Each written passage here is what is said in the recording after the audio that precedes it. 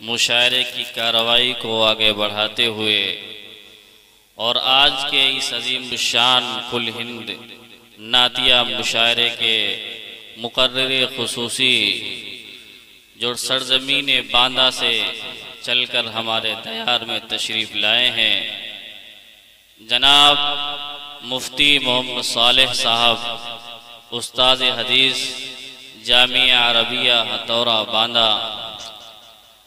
क़ब्ल इसके मैं हज़रत को दावत दूँ, मैं आपसे फिर एक मर्तबा दरख्वास्त कर रहा हूँ कि हज़रत मुफ्ती साहब हमारी मोहब्बत में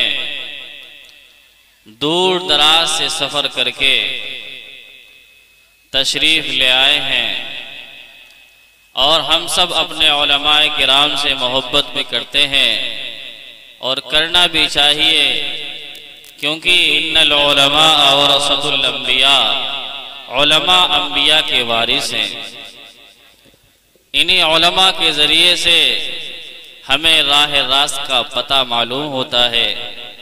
इनकी आज़मत, इनका एहतराम हमारे दिलों में होना ये ईमान की निशानी है, ईमान की अलामत है, ईमान की पहचान है। इसलिए मेरे अजीज़ दोस्तों, बुजुर्गों, भाइयों, हम कम से कम मुफ्ती साहब की मोहब्बत में और उलमा की आज़मत में ये जो फ़र्श बिछाया गया है उसके ऊपर बादब बैठ जाए और मुफ्ती साहब का बयान बगौर समाअत फरमाएँ। अब मैं बड़े ही अदब व एहतराम के साथ हज़रत अक़दस मुफ्ती मोहम्मद सालेह साहब दामत बरकातुहुम उस्ताद हदीस जामिया अरबिया हथौरा बांदा से दरख्वास्त करते हैं कि हत वाला तशरीफ़ लाएँ और अपने मवाइद हसना से। बिस्मिल्लाहिर्रहमानिर्रहीम, अल्हम्दुलिल्लाहि वहदह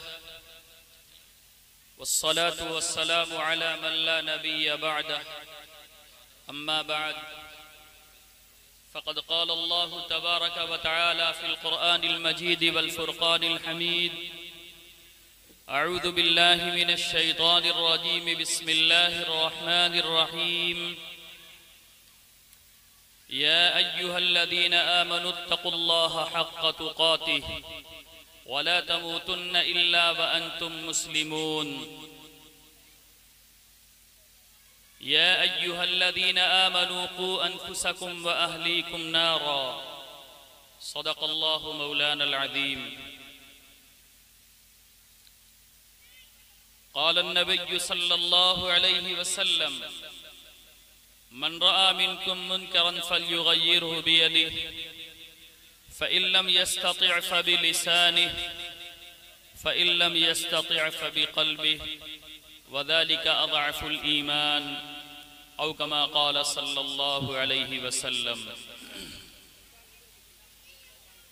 मुअज़्ज़ज़ उलमाए किराम, हाज़िरीन इज़ाम, पर्दा नशीन ख़वातीन इस्लाम, बिरादरान वतन, सबसे पहले मैं उन लोगों के हक़ में हौसला अफ़ज़ा कलिमात कहता हूँ जिन लोगों ने आज ये महफिल सजाई है और हमको और आपको इकट्ठा किया है। अल्लाह हम सब के मिल बैठने को कबूल फरमाए। देखिए, बड़े अदब से मैं आप लोगों से अर्ज कर रहा हूँ, हर मजलिस का अपना एक अदब होता है। मजलिस की बेअदबी की जाए तो वो नतीजा नहीं मुरत्तब होता जो होना चाहिए। आखिर आपकी सरजमीन है, रात आपकी है, आप अपना घर दर छोड़ के सब यहाँ तशरीफ भी लाए हैं, लेकिन आप मार्केट की तरह टहल रहे हैं। ये चीज अच्छी नहीं है। इसलिए मैं बड़े ही अदब से आप लोगों से दरख्वास्त कर रहा हूं कि मैं भी कुछ आपसे कहना चाहता हूं। आप हजरात तशरीफ रखें। आ जाएं भाई, मिल के बैठ जाएं, जो बैठ सकते हो वो बैठ जाएं। अगर बैठने में कोई मजबूरी हो तो मुशायरे वालों को चाहिए था कि इनके लिए चेयर लगवा दी जाती, लेकिन चेयर भी तो नहीं है। जो लोग बैठ सकते हो, जिनको कोई मजबूरी ना हो, वो आकर के अदब से बैठ जाए। टहलने से कोई फायदा नहीं, आपका वक्त भी जा रहा है, रात भी गुजर रही है और फायदा भी ना हो तो क्या हासिल है। बैठ जाए भाई, सब लोग बैठ जाएं, थोड़ा भला लगे, बहुत खराब लग रहा है ये। भाई आदमी दरो दीवार से नहीं कुछ कहेगा, माइक से और टेंट से नहीं कुछ कहेगा, इंसानों से कहेगा। बेचारे बच्चे हमारे सामने हैं, चलिए ये भी हम सब का मुस्तकबिल है, आइंदा यही जवान होंगे, इंशाअल्लाह काम करेंगे। हज़रात सामिईन, मैंने 2 आयतें आपके सामने पढ़ी हैं, दोनों आयतें बड़ी अहम हैं। पहली आयत का मफहूम है, अल्लाह रब्बुल इज्जत ने इरशाद फरमाया, ए ईमान वालो अल्लाह से डरो जैसा उससे डरने का हक है। ए ईमान वालो अल्लाह से डरो जैसा उससे डरने का हक है, और मरते दम तक फर्मा बरदार बन करके जिंदगी गुजारो। यानी मौत फर्मा बरदारी की हालत में आनी चाहिए। मरते दम तक हमको अल्लाह से डरना है।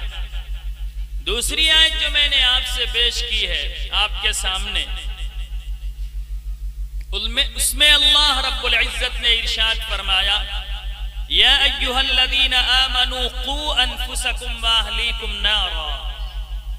ए ईमान वालो, अपने आप को और अपने अहले खाना को जहन्नम की आग से बचाओ। गौर से सुनिएगा, मुझे लंबी चौड़ी गुफ्तगू नहीं करनी, लेकिन कुछ काम की बात बड़ों से अर्ज करनी है, इसलिए कि बड़ों की जिम्मेदारियां बड़ी हैं और हम सब लोग अपनी जिम्मेदारियों की अदायगी में कोताही कर रहे हैं। अगरचे हम उम्र में आपसे छोटे हैं, पोता दादा को नसीहत करे ये ऐसे ही है, लेकिन दीन की बात कहने वाले को ये नहीं देखना चाहिए उसकी उम्र कैसी है, उसका कदो कामत कैसा है, बात देखनी चाहिए किसकी है। अल्लाह रब्बुल इज्जत ने इंसानों के ऊपर जिस तरह दूसरे लोगों की जिम्मेदारी रखी है, ऐसे ही खुद अपनी जात की भी जिम्मेदारी रखी है, अपनी औलाद की जिम्मेदारी रखी है, अपने अइज़्ज़ा अक़रबा की जिम्मेदारी रखी है, और इंदल्लाह हम लोगों से अपने मातहतों के बारे में सवाल भी होगा। अब हमको और आपको इस बात की फिक्र करना है कि जब अल्लाह के सामने हमको हमारी औलाद के बारे में सवाल किया जाएगा तो हमारे पास क्या जवाब होगा। तो असल में आपसे कहना चाहता हूं कि बच्चों की तरबियत की जिम्मेदारी हमारी है, हम बड़ों की। हम और आप बड़ी कोताही कर रहे हैं, यही वजह है, हमारी कोताहियों का नतीजा है कि हमारे बच्चे मुहज्जब और सलीकामंद नहीं होते, इल्म के जेवर से आरास्ता और पैरास्ता नहीं होते, अखलाक हसना के मालिक नहीं होते, अच्छी खूबियां अच्छी सिफतें इनके अंदर नहीं होती। इन सारी चीजों से हमारे बच्चे, हमारी औलाद आरी होती। बाद में हम काफी अफसोस मिलते हैं, उससे कुछ हासिल नहीं। इसको एक मिसाल से मैं समझाऊं, ये बच्चे छोटे हैं, एक नर्म पौधे के मानिंद हैं। एक पौधा आप लगाते हैं, अगर उस पौधे को चाहते हैं कि सीधा हो, जैसा हम चाहते हैं ऐसा हो, तो जब तक वो पौधा नर्म है, जब तक उसकी शाखें नर्म है, हम जिस तरफ चाह लें उसको सीधा कर लें।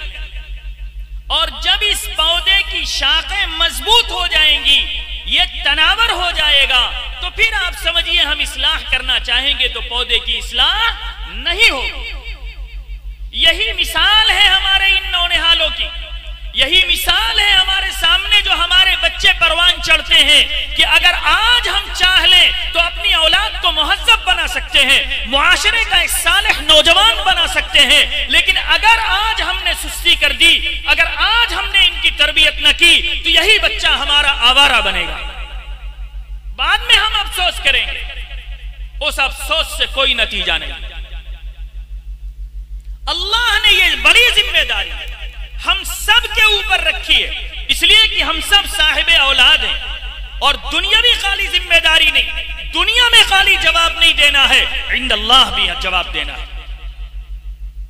इसलिए औलाद की दोनों तरह की तरबियत, यानी दुनियावी तरबियत भी, दीनी तरबियत भी, ये गार्जियन की जिम्मेदारी है, माँ बाप की जिम्मेदारी है, घर के बड़े बूढ़ों की जिम्मेदारी है।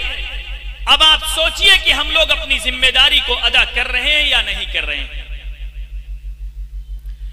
दुनियावी जिम्मेदारी यह है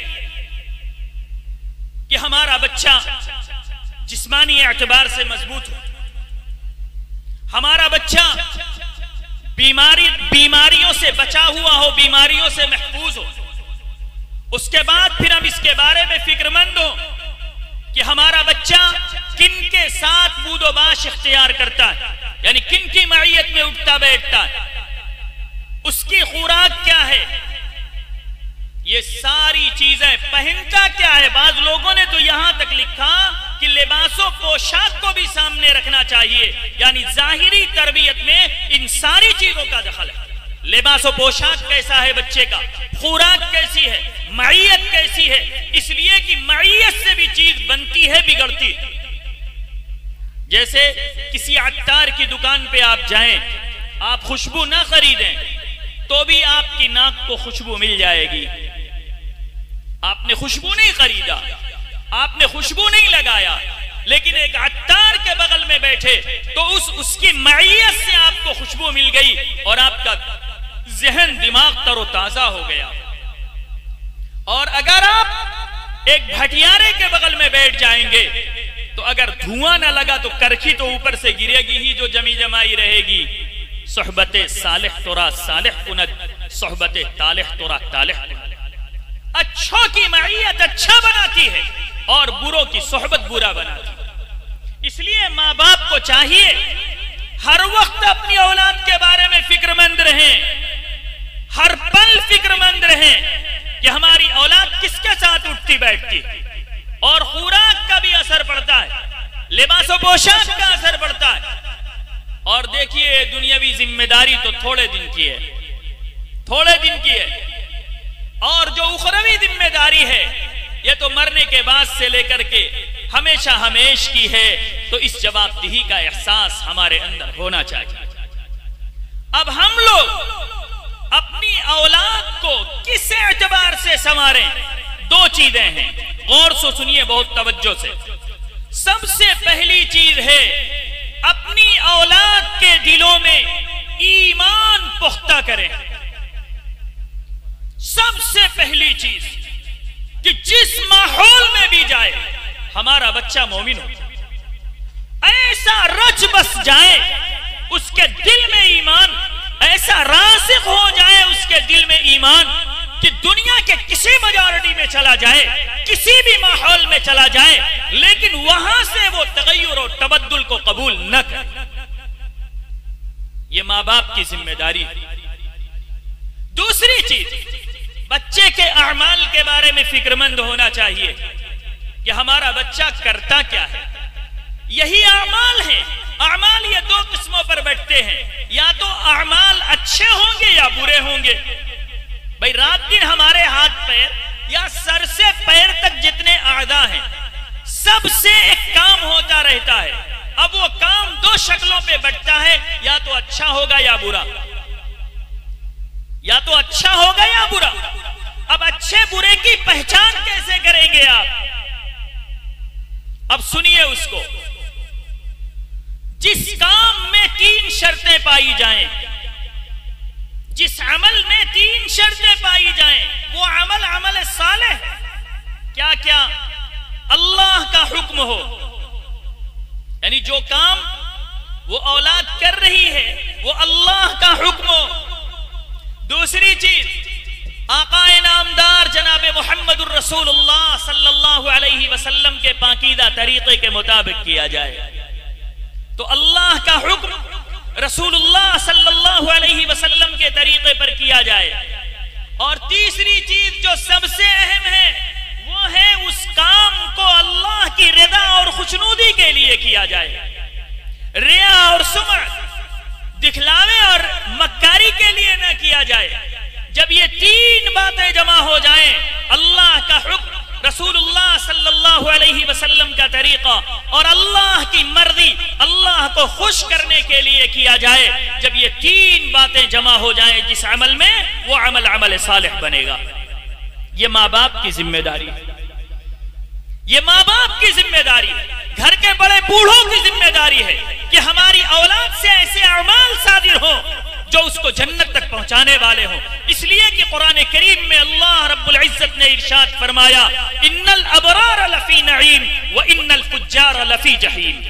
अमाल करने के एतबार से आदमी बुरा होता है और अमाल के ही एतबार से इंसान अच्छा होता है। अल्लाह ने दोनों के ठिकाने को बता दिया कि अबरार जो होंगे, यानी जो अच्छे अमाल करने वाले होंगे, वो जन्नत नईम जन्नत में होंगे, और जो फुस्साक फुज्जार होंगे वो जहन्नम और आदाब जहन्नम में होंगे। अल्लाह हम सब की हिफाजत फरमाए। ये जिम्मेदारी माँ बाप की, ये जिम्मेदारी घर के बड़े लोगों की। इसलिए मैं बड़े ही अदब से आप लोगों से अर्ज कर रहा हूं कि हम अपनी औलाद की फिक्र करें। जिस तरह अभी मैंने पौधे से मिसाल दी कि अगर एक पौधे को हम दुरुस्त रखना चाहते हैं तो उसकी निगरानी करनी पड़ती है, उसकी शाखों को सीधा करना पड़ता है। ऐसे ही हम सब की जिम्मेदारी है कि हम अपनी औलाद की निगरानी करें। आज तो हाल यह है, बड़े अफसोस के साथ मैं कह रहा हूं, हाल यह है कितने ऐसे बाप हैं जो अपनी औलाद को सिर्फ इतवार इतवार को देखते हैं, हफ्ते भर देख ही नहीं पाते। बच्चा उठा, माँ ने तैयार कर दिया, स्कूल चला गया, बाप आराम से उठा, ऑफिस चला गया, बच्चा आया, दोबारा ट्यूशन चला गया, आया बाप, वो सो गया। हफ्ते हफ्ते भर हम अपनी औलाद को देख नहीं पाते। हम क्या तरबियत करेंगे? हम तरबियत क्या करेंगे? उक़बा इब्न आमिर रज़ियल्लाहु ताला अन्हु की रिवायत है कि हज़रत उक़बा इब्न आमिर रज़ियल्लाहु ताला अन्हु ने आक़ाए नामदार जनाब मुहम्मदुर रसूलुल्लाह सल्लल्लाहु अलैहि वसल्लम से इरशाद दरियाफ्त किया कि मन नजात। शुर्राए हदीस ने लिखा मा अस्बाबुन नजाह, अल्लाह के रसूल नजात के असबाब क्या हैं? गौर से सुनो नौजवानों, आप सल्लल्लाहु अलैहि वसल्लम ने क्या जवाब दिया है। नजात के यानी आखिरत में कामयाबी के असबाब क्या हैं? किन असबाब को अपनाया जाए तो आखिरत बेहतर होगी? आप सल्लल्लाहु अलैहि वसल्लम ने जवाब में इरशाद फरमाया, अमलिक अलैका लिसानक, अपनी जबान को काबू में रखो। बहुत हिकमत भरा नुस्खा है। आप देखिए तो अक्सर बुराइयां जो है वो जबान ही से होती हैं, अक्सर बुराइयां जबान से होती हैं। किसी को बुरा कहा आपने, जबान से कहा, गाली दी आपने, जबान से दी, मुत्तहम किया किसी को, जबान से कहा, किसी पे तान तशनी की तो आपने जबान से कहा, गीबत की यानी पीठ पीछे किसी की बुराई बयान की तो जबान से कहा। ठीक है, ये सारे अफ़आल जबान के हैं। आपने बहुत जामिअ चीज इरशाद फरमाई, अमलिक अलैका लिसानक, अपने ऊपर अपनी जबान को काबू में रखो। दूसरी चीज फरमाया जिसके लिए मैं रिवायत मैंने आपके सामने पेश की है, वलियसअका बैतुक, चाहिए कि तुम्हारा घर तुम्हारे लिए वसीअ हो। इसका यह मतलब नहीं है कि हमारे घर बड़े बड़े हो और आंगन बड़ा बड़ा हो, यह मतलब नहीं है। शुर्राए हदीस ने लिखा है, इसका मतलब यह है कि तुम्हारा ज्यादा वक्त तुम्हारे घर में गुजरना चाहिए, तुम्हारा ज्यादा वक्त तुम्हारे घर में गुजरना चाहिए। जब आपका वक्त आपके घर में गुजरेगा तो बीवी की अदाएं भी सामने होंगी, बच्चों की सारी हरकत और सकनात आपके सामने होगी, उसके बाद तरबियत करना आसान होगा। और जब हम हफ्ते हफ्ते भर अपनी औलाद को देखेंगे नहीं तो क्या तरबियत हम कर लेंगे इतवार को? बहुत बड़ी कोताही हो रही है। और याद रखिए कि कभी किसी शायर ने कहा है कि लम्हों ने खता की है, सदियों ने सजा पाई। आज अगर आप अपनी औलाद के हक में कोताही कर जाएंगे, बुढ़ापे तक रोते रहेंगे, बुढ़ापे तक रोते रहेंगे। लिख लीजिए इस बात को। और अगर आज आपने अपनी औलाद को मुहद्दब और सलीकामंद बना दिया, इंशाअल्लाह पूरी जिंदगी उससे सुकून मिलेगा और इंदल्लाह भी सदका जारिया बन के आपके हक में सुकून का बाइस बनेगी। तीसरी चीज आपने फरमाया वलियब्की अला खतीअतिक, अपने गुनाहों पे आंसू बहाया करो। तीन चीज आपने फरमाई, अपनी जबान को काबू में रखो, ज्यादा वक्त अपने घर में गुजारो और अपने गुनाहों पे कभी आंसू बहाया करो। ये तीन बातें फरमाई कि अगर आखिरत में नजात चाहिए, आखिरत में कामयाबी चाहिए, और हम सब लोग ये चाहते हैं कि हम आखिरत में कामयाब हो जाएं, लेकिन जो जिम्मेदारी अदा करना है, जो चीजें अपनानी है, हम वो अपनाते ही नहीं है। उल्टी अगर हम राह अपनाएंगे तो कैसे? अब लखनऊ का जो रास्ता है, इस लखनऊ के रास्ते पे न चल के हम किसी दूसरे रास्ते, उल्टे रास्ते पे चल दें तो उस रास्ते पे लखनऊ नहीं मिलेगा। चाहते हैं अच्छी मंजिल मिल जाए, रास्ता गलत अपनाए हुए हैं, अच्छा ठिकाना नहीं मिल सकता। इसलिए मैं बड़े लोगों से अर्ज करना चाहता हूं कि अल्लाह ने हम सबको साहिब औलाद बनाया है। औलाद की बड़ी जिम्मेदारियां अल्लाह ने हम सब के ऊपर रखी हैं। हम सबको ये चाहिए कि हम सब अपनी वो जिम्मेदारी पूरी अदा करें। वो जिम्मेदारी कैसे आप अदा करेंगे? मैंने दो चीजें सामने रखी हैं आपके। एक तो ये कि ईमान के एतबार से उसको पुख्ता बनाएं।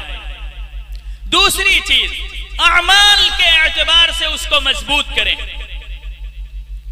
अमाल ही के दिमन में लोगों ने ये लिखा है कि अमाल से पहले तो इल्म चाहिए। अब इल्म दीन भी आपको सीखना पड़ेगा, इल्म के जेवर से भी आरास्ता होना पड़ेगा। इसलिए कि कोई भी अमल हो, अगर आपको उस अमल का इल्म नहीं है तो वो काम नहीं कर पाएंगे। जैसे देखिए माइक वाले माइक सही कर रहे हैं, अभी अगर किसी एक अनजाने आदमी को दे दिया जाए तो वो कहीं ऐंठना है, कहीं ऐंठ देगा, और कहीं तार जोड़ना है, कहीं जोड़ देगा, तो ये चलेगा या खराब हो जाएगा? अरे ये चलेगा। फिर उनको इस फन में महारत हासिल है, इतनी सारी मशीनों का लोड उन्होंने दे करके और आवाज को भी संभाल के रखा है कि ना ज्यादा तेज हो ना ज्यादा धीरी हो। समझ रहे? तो इल्म होना चाहिए सबसे पहले। इसलिए हम लोगों को चाहिए कि हम अपनी औलाद के बारे में फिक्रमंद हो कि वो इल्म के जेवर से आरास्ता हो। हुजूर अकरम सल्लल्लाहु अलैहि वसल्लम ने इरशाद फरमाया, तलबुल इल्मी फरीज़तुन अला कुल्ली मुस्लिम। इल्म का सीखना हर मुसलमान मर्दो औरत पर लाजिम है, लाजिम। शुराए हदीस ने लिखा है कि इतने इल्म का सीखना जिससे नमाज, रोजा, हज, ज़कात सही तरीके पर अदा कर लिया जाए, इतने इल्म का सीखना हर शख्स के लिए लाजिम है। हम फुरुआत को सीखने के लिए नहीं कह रहे हैं, वो तो फर्ज़े किफ़ाया के दर्जे में है, ये तो फर्ज़े ऐन है। बाद लोगों ने लिखा इसकी तशरीह करते हुए कि इतना इल्म सीखना जरूरी है जितने से हलाल और हराम की तमीज हो जाए, सलाह और फसाद की तमीज हो जाए, कि अच्छी चीज क्या है, बुरी चीज क्या है, हलाल क्या है, हराम क्या है, इतना सीखना जरूरी है। अब आप बताइए कि हम सब लोगों को आज सारी हलाल चीजों के बारे में मालूमात है या सारी हराम चीजों के बारे में मालूमात है? लेकिन लगता तो ऐसा है कि हम लोग सारी चीजें जानते हैं, कभी किसी से पूछने की जरूरत नहीं, न हमको जरूरत है, न हमारे बच्चों को जरूरत है, न हमारे घर वालों को जरूरत है। ये बड़े अफसोस की बात है, ये बड़े अफसोस की बात है कि जो चीज हमारे अंदर नहीं है और हम सोच रहे हैं कि है, तब तो हम हमेशा जाहिल रह जाएंगे। इसलिए मैं बड़े ही अदब से आप लोगों से अर्ज कर रहा हूं कि इल्म के बगैर कोई चीज यानी कोई भी अमल अच्छा नहीं हो सकता, कोई भी अमल अच्छा नहीं हो सकता वो। और खास तरीके से आज के माहौल में तो इल्म दीन की तरफ फिक्र करना लाजिम है, ताकि अपने बच्चों के ईमान को बचाया जा सके, अपने घर वालों के ईमान को महफूज किया जा सके, खुद अपनी लाइफ, अपनी जिंदगी को अच्छा बनाया जा सके। अल्लाह के दरबार में ईमान पर खात्मा नसीब हो जाए, इसके साथ हम अल्लाह के दरबार में पेश हो सके, इसकी फिक्र हम सबको करना है। आज इस माहौल में तो और ज्यादा जरूरत है, लेकिन उतनी ही बेअतनाई है। बड़ा अफसोस होता है, एक तो मालदार तबका है, ये तो इल्मे दीन के करीब ही नहीं आता। ये लोग समझते हैं कि शायद कुछ गरीब गुरबा मुसलमान पढ़ ले काफी है। क्या गरीबों ही के लिए खाली दीन की जरूरत है? मालदारों को जरूरत नहीं है? भाई मालदारों को जरूरत नहीं है, सबको जरूरत है, लेकिन माहौल से ऐसे ही समझ में आ रहा है। जो लोग जुड़े हुए होते हैं, हमारे जहनों में इनकी भी तहकीर और तदलील होती है। बड़े अफसोस के साथ कह रहा हूं मैं, जबकि आज तो जरूरत है कि इनकी हौसला अफजाई की जाए। बाज लोगों ने कहा है कि आज मुतमव्विल लोगों में किस तरीके से दीनी फिदा को बेदार किया जाए, किस तरीके से इनका लगाव पैदा हो जाए, जरूरत बाबर कराई जाए कि हम सब इसके मुहताज हैं, हम सब जरूरतमंद हैं इस इल्म को सीखने के। आप दौरे सहाबा में चले जाएं, देखिए किसी सहाबी ने, बड़े से बड़े सहाबी हैं, मालदार से मालदार सहाबी हैं, लेकिन क्या इल्म दीन से दूर रहे, गाफिल रहे? लेकिन हम और आप तो बहुत दूर रहते, और जो बेचारे लगे हुए हैं इनको हम बड़ी हकारत की निगाहों से देखते हैं। जबकि अगर दो काम किया जाए तो शायद हमारे दिलों से हकारतें दूर हो सकती हैं। सबसे पहली चीज, गौर से सुनिएगा, सबसे पहली चीज ये है,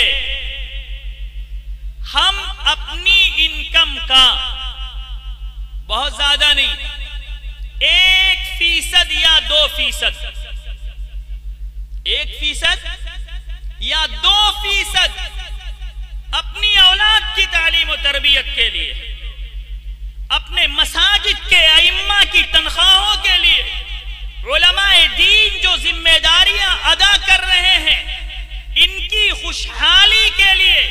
बास कौमों के बारे में तो मैंने मजमून में देखा कि बास कौमें ऐसी हैं जो अपने मजहब की तरवीज के लिए और अपने मजहब के पेशवाओं के लिए अपनी इनकम का 10% हिस्सा उसके लिए वक्फ किए हुए हैं। और हमारे माहौल में तो हाल ये है कि अगर मकतब में 25 रुपया फीस चलती हो, अगर 5 रुपया बढ़ा दे तो 4-6 लड़के कम हो जाएंगे। बुरा ना मानिएगा, एक मिसाल दे रहा हूं। अरे और ऊपर से कहेंगे अरे रोजाना फीस ही बढ़ती है, जबकि अभी आप चले जाइए तो 25 रुपए की आइसक्रीम मिलती है, मामूली सी। एक मर्तबा एक आइसक्रीम की दुकान पे हम गए, वो जरूरत थी हमको, तो हमने 2 आइसक्रीम लिया। उसने बोला, मैंने एक कैरेट ऐसी देखा 50 रुपया, तो अगली को समझा था मैंने शायद ये कम होगी, वो 60 रुपए की थी। जब उसको उसने कहा 110 में चौंक गया एकदम। तो एक आइसक्रीम 60 रुपए की, मामूली सी जो हम लोगों की मार्केट में मिलती है, और यहां महीने भर की फीस 25 रुपया। अगर 25 से 30 रुपया हो जाए तो मुअल्लिम की भी खैर नहीं है। ये हमारा हाल है, माफ कीजिएगा, बड़े दर्द के साथ कह रहा हूं मैं। यही वजह है कि आज हमारे दिलों में इल्म दीन की कदर नहीं है, अपने मसाजिद के अइम्मा की कदर नहीं है, अपने उलमाए दीन की कदर नहीं है। जबकि हमको चाहिए, बाद लोगों ने सराहतन लिखा है कि अपनी इनकम का, ये जो ज़कात फितरा अदा करते हो उसको छोड़ो, अपनी असल पूंजी, असल कमाई का 1-2% खास करो कि अपने मजहब की तरवीज के लिए, कौम के बच्चों की आला तालीम के लिए, मसाजिद के अइम्मा के लिए, मदारिस के उलमा के लिए, खैर ख्वाहों के लिए, मुबल्लिगीन के लिए, बेवाओं बेकसों की जरूरतों के लिए 2% हिस्सा खास करो। अभी देखो इंशाअल्लाह हाल भी अच्छा होगा, सब अच्छे नजर आएंगे। करके तो देखो पहले, और दिलों से हक़ारत दूर हो जाएगी। ये इसका नतीजा होगा कि दिलों से हक़ारतें दूर हो जाएंगी। इसलिए कि ये चीज बहुत बुरी है, बहुत नाजुक है। अगर हमारे दिलों में ये तहकीर रही तो याद रखिए, ये तहकीर हमारी हमको हलाकत तक पहुंचाएगी, कभी इल्म दीन के करीब नहीं होने देगी। हमारी नस्लें वीरान होंगी, हमारी नस्लें बेकलमे के दुनिया से जाएंगी। फिर उस वक्त हम अफसोस करेंगे, कोई फायदा नहीं होगा। देहाती मसला, जब चिड़िया चूक गई खेत तो अब पछताए का होए। जब फ्लाइट छूट गया, आप जाम में लग गए, फ्लाइट दोबारा नहीं आएगा। वक्त जब निकल जाएगा, अफसोस करने से कुछ नहीं होता, कुछ नहीं होता। इसलिए अपनी हलाल कमाई का 1-2% हिस्सा जरूरतमंदों के लिए, उलमा के लिए, हुफ्फाज के लिए, मसाजिद के अइम्मा के लिए, अपने महल्लों की बेवाओं बेकसों के लिए खास करो, ताकि इनके अहवाल अच्छे हो जाएं। एक बात और समझो, देखिए, माश का इल्म के साथ कोई जोड़ नहीं है। माश का यानी रोजी रोटी का इल्म के साथ कोई जोड़ नहीं है।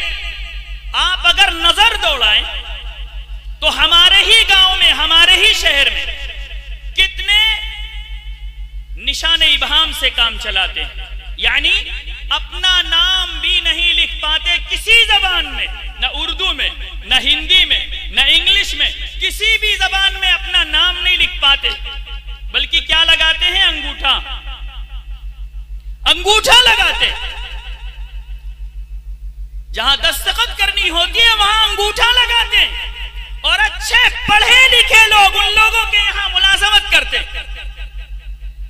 एक जाहिल आदमी, अपनी जबान में अगर कहा जाए, एक जाहिल आदमी, एक अनपढ़ आदमी, एक गंवार आदमी, लेकिन अल्लाह ने उसके मुकद्दर में रोजी इतनी लिखी है, इतनी लिखी है कि वो अरबों में खेल रहा है। अच्छे पढ़े लिखे उसके यहां नौकरी कर रहे हैं, अच्छे पढ़े लिखे लोग उसके यहां मुलाजमत करते। और एक पढ़ा लिखा आदमी जो पेशे से वकील है, पेशे से डॉक्टर है, नीट का इम्तिहान पास किया है, 5 साल लगा के MBBS डॉक्टर हुआ है, लेकिन अपने क्लिनिक पे बैठा रहता है और रोजी की उम्मीद में रहता है, खाता नहीं खुलता। कितने वकील हैं, पेशे से एडवोकेट हैं, लेकिन मुवक्किल की तलाश में कचहरियों के चक्कर लगाते हैं, कोई मुवक्किल नहीं मिलता।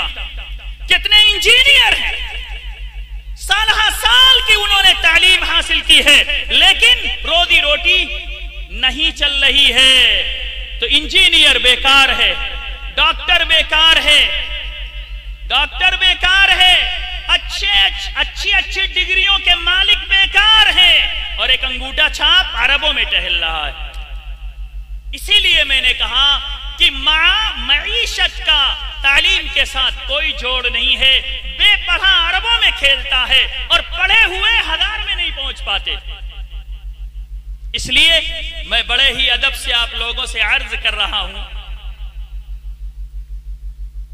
कि अपने बच्चों को दुनियावी एतबार से भी संवारने की कोशिश कीजिए, मुआशरे का एक सालिह नौजवान बनाइए, आखिरत के एतबार से भी उसको इल्म दीन से आरास्ता कीजिए ताकि वो आपके हक में सदका जारिया बन सके। और खाली अपने बच्चे की फिक्र, खाली अपने बच्चे की जिम्मेदारी आपके ऊपर नहीं है, आपके ऊपर पूरी कौम के बच्चों की जिम्मेदारी है। नस्लों की फिक्र हमें आपको करना है। मैंने आयत पढ़ी थी आपके सामने, या अय्युहल्लज़ीना आमनू क़ू अनफुसकुम व अहलीकुम नारा, ए ईमान वालो अपने आप को, अपने अहले खाना को जहन्नम की आग से बचाओ। तो सबसे पहले तो अपनी जात की फिक्र करनी है, दूसरे नंबर पे अपने अहलो अयाल की फिक्र करनी है, फिर कुंबे कबीले की फिक्र करनी है, फिर पूरी कौम, पूरी नस्लें नौ की फिक्र करनी है कि सारी नस्लें नौ जहन्नम के ईंधन से बच जाए, जहन्नम की आग से बच जाए।